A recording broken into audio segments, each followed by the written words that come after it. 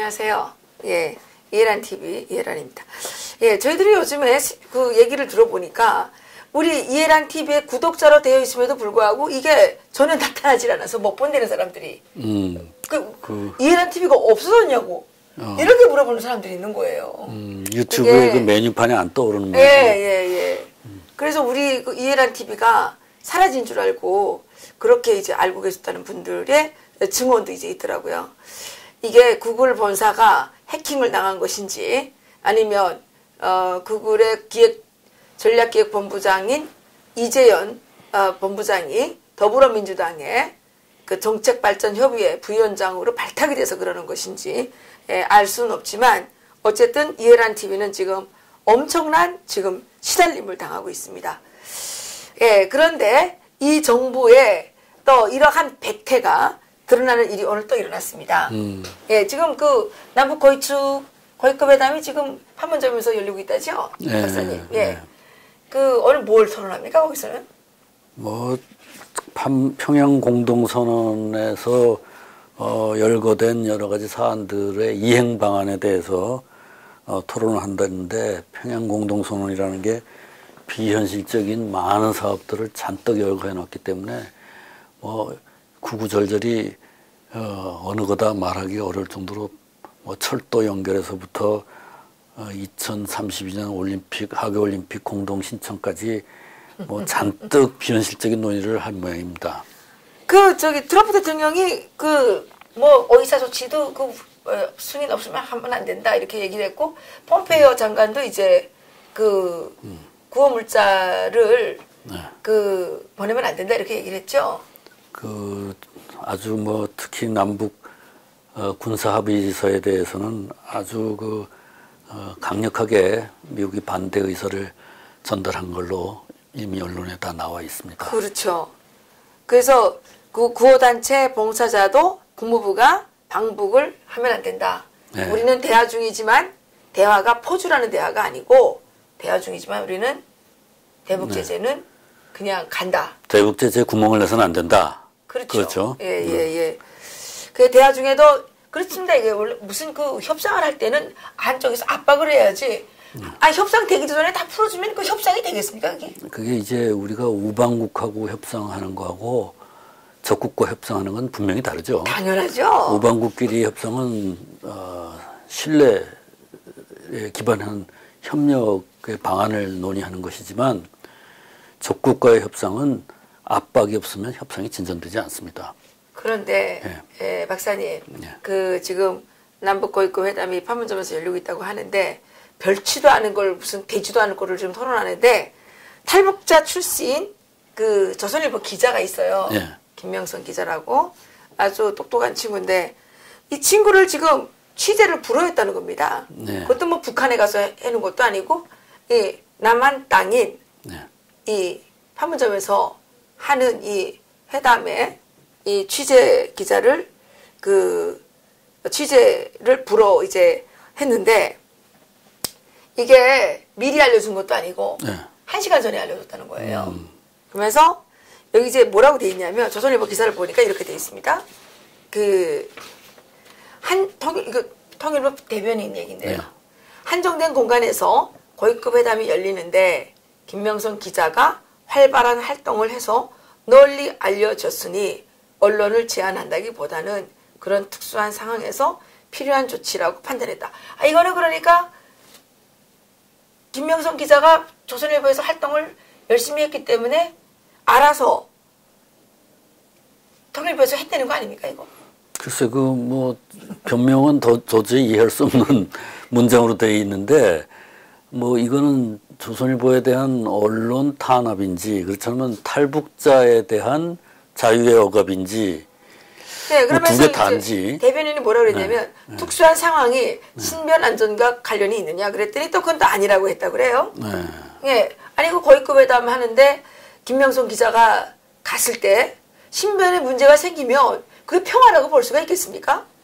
평화라면서요, 평화.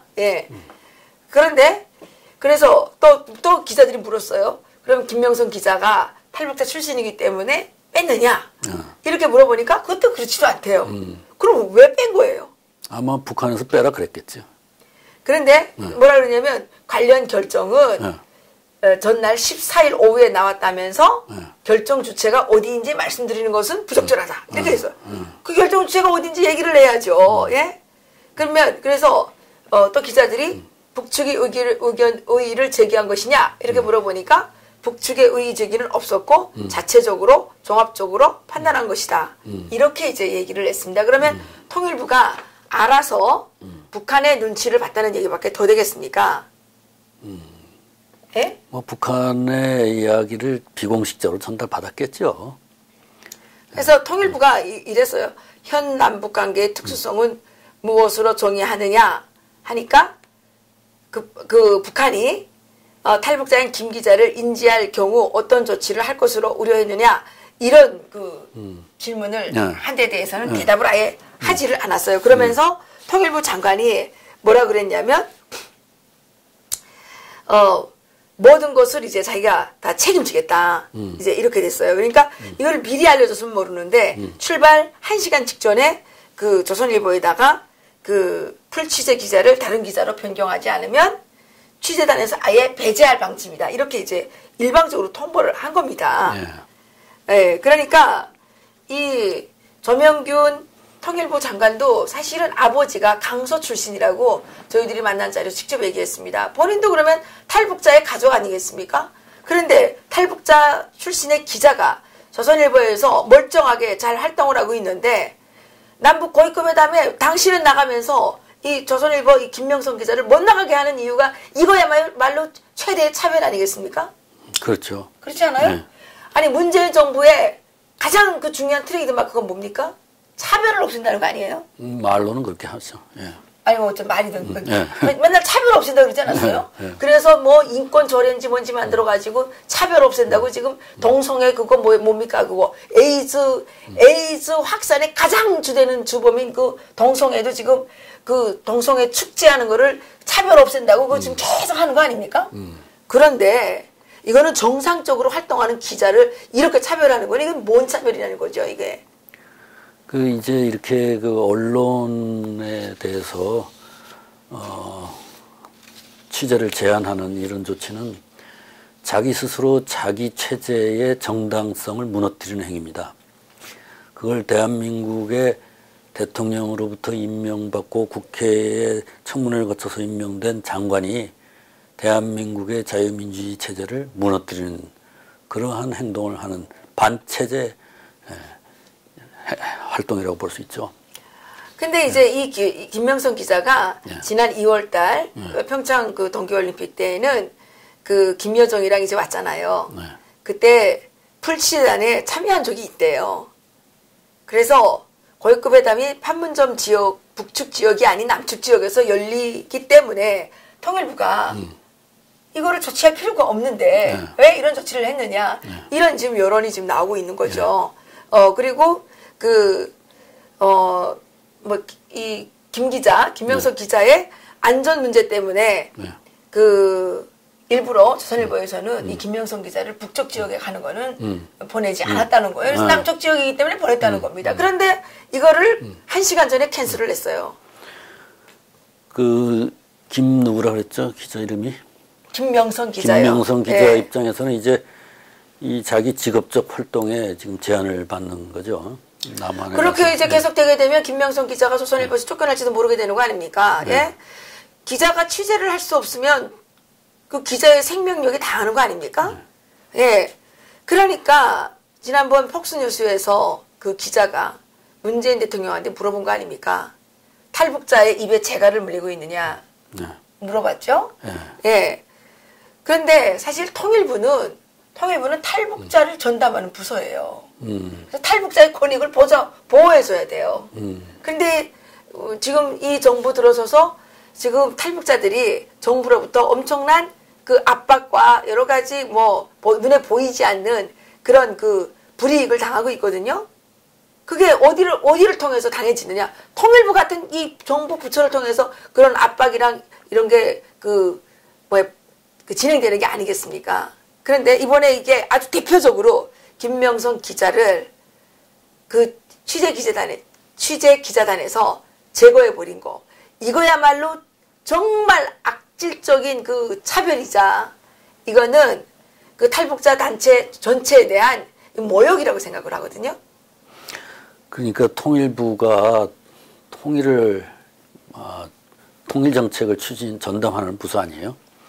그러면 탈북자들이 대한민국 사회에 잘 정착하고 잘 통합되도록 하는 게 통일의 제1차 정책이 돼야 되겠죠. 그렇죠. 그래야 나중에 북한에까지 우리 통합을 할 수 있을 테니까. 그런데 북한에서 온 우리 시민이 여기에서 정상적인 시민 활동을 하는 것을 가로막는다. 그거는 우리 체제의 그 통일 능력을 스스로 잠식하는 체제 전복적 행위를 장관이 하고 있다. 이렇게 심하게 얘기할 수 있습니다. 그렇죠. 통일부 장관은 그 책임지겠다고 했으니까 빨리 통일부 장관 자리에서 내려오십시오. 당신은 그 자리에 정말 적합하지 않는 인물입니다. 통일부 장관이 통일을 위해서 노력해야 되는데 이렇게 탈북자들을 차별하고 북한 그 깡패 집단에게는 아부하고 굴종하고 나라의 국익을 통째로 갖다 바치는 그런 행위만 하는 것이 어떻게 통일부 장관의 주요 업무라고 볼 수가 있겠습니까? 그리고 뭐 저희들이 뭐 이 정부는 계속 유튜브를 지금 가짜뉴스를 한다 그러는데 이런 것들이 그 KBS나 MBC에서 나옵니까? 안 나오니까 저희들이 얘기하는 거예요. 근데 우리가 가짜뉴스입니까? 있는 사실을 얘기하는데? 북한 인권단체에서 소송을 제기할 수도 있을 만한 문제라고 봅니다. 아, 그래요? 네, 인권 침해로. 법적 그게 되나요? 이거 소송해야 되겠네요. 이거. 법률가는 아니지만 일단 조사를 요청하고 사실에 대한 통일부 장관이 책임지겠다 그랬으니까 규명을 요청하고 통일부 장관을 고소해야 되겠네요. 이거. 그러니까 일각에서 나오는 게 문재인은 김정은의 수석 대변인 또는 에이전트, 김정은의 업무를 대리해주는 에이전트라고 외신들이 얘기하고 있죠. 네, 저희들은 지금 대한민국 정부가 아닌 간접적인 북한의 김정은 체제하에서 살고 있는 거로 봐도 무방하겠습니다. 그렇잖아요, 이게? 아니 뭐 이게 장관들이 다 김정은 눈치만 보고 북한의 이성건이가 무슨 말을 하나 거기에만 지금 정신이 팔려 있고 이번에 그러니까 이성건이가 뭐라 그랬습니까?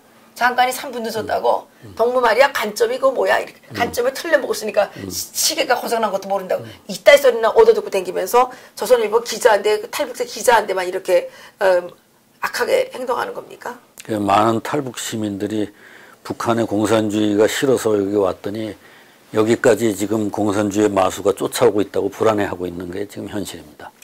그렇습니다. 네. 그 통일부 장관은 정말 통일을 위해서 마땅한 업무를 해야 되나 이렇게 북한의 김정은 정권을 노골적으로 끌어들이고 또 김정은 정권에 노골적으로 굴종하고 대한민국의 체면이나 국격 같은 거는 지금 안중에도 없는 이런 행위들을 하고 있는 거 아니겠습니까? 대표적으로 2월 달에 김영철이가 어떤 놈입니까? 김영철이는 그 천안함 폭침에 김영철이요? 예. 저기 주범자 아닙니까? 통일전선부장. 그렇죠. 네. 그리고 김여정이는 김정은 살인 악마의 동생이에요. 예. 그리고 이 리선건 그 김영철 밑에 따까리 하던 놈이고 이 자들은 하나같이 대한민국 그 국민들의 생명권을 해치고 대한민국을 파괴하려고 했던 그런 세력들입니다. 이런 세력들에 대해서는 우리나라 땅에 아무 그 제한 조건도 없이 그냥 막 들어오게 하고 아니 탈북 기자가 취재하려고 그런다고 그거를 이름을 빼버려요. 양심이 있어요. 천안남 유가족들의 그 눈에 눈물이 아직 채 마르지도 않았어요. 그 이 다리가 잘린 그 뭡니까 목함지뢰함 사건. 목함지뢰. 그것도 김영철 작품 아닙니까? 김영철 작품.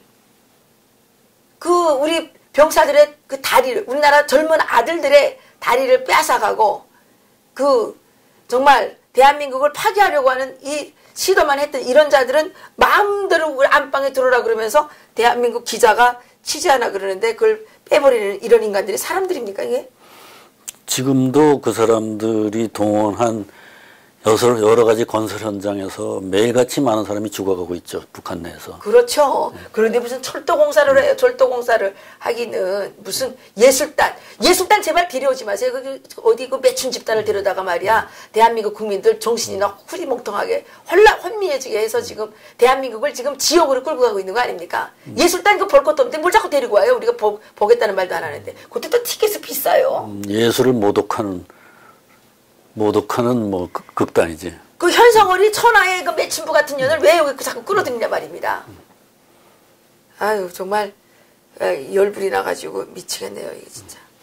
방송에서는 사실 이렇게 막 욕을 하고 하면 안 되는데 미안합니다만은 저희들이 치솟는 분노를 너무 참을 수가 없어서 대한민국 국민들 다 뭐 하고 있습니까? 우리가 세금 내서 지금 먹여 살리는 저 통일부 또 대통령 이 정치인들 그 자들이 돈 벌어서 지금 먹고 살고 있습니까? 우리가 낸 세금으로 다 먹고 살고 있는 거 아닙니까? 이런 자들이 어디다 대고 국민 위에 군림해가지고 나라를 팔아먹는 역적행위만 일삼고 있는데 우리가 이대로 참고 있어야 되겠냐는 거죠. 그래도 뭐 지지율이 이제 자꾸 내려가고 있더라고요. 내려가나요? 네.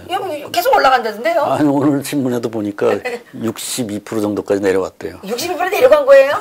지금은 사실 10%대도 안 나와야 정상인 겁니다. 뭐 그 여론조사 기관인도 그 사람들 편일 테니까 뭐 우리가 그 반만 믿으면 되겠습니다.